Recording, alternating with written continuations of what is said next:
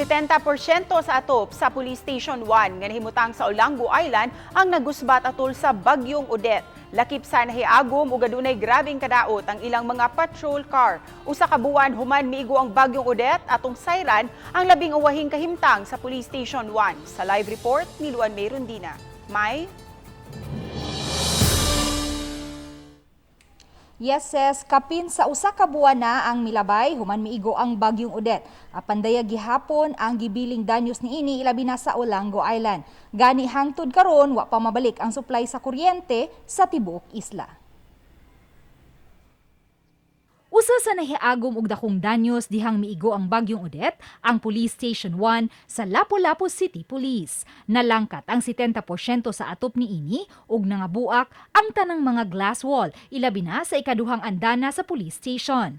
Kay nahimutang sa second floor, ang buhatan sa station commander, gipaniguro niini nga mahipos ang mga importanteng dokumento ug mga gamit.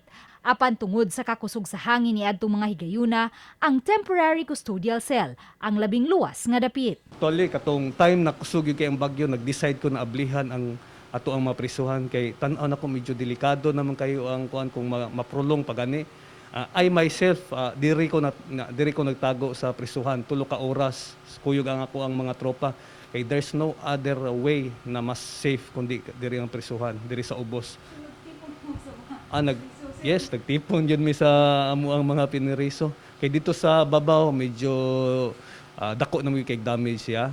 Halos tanang mga gamit sa police station nangabasa ug nangaguba.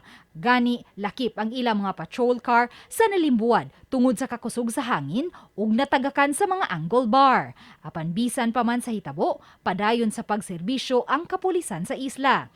Gani bisan kung nagsalig lang sila sa genset alang sa supply sa ilang kuryente, may pa-free charging station pa sila. Amo ang computers were drenched, halos nangabasa gid ang computers.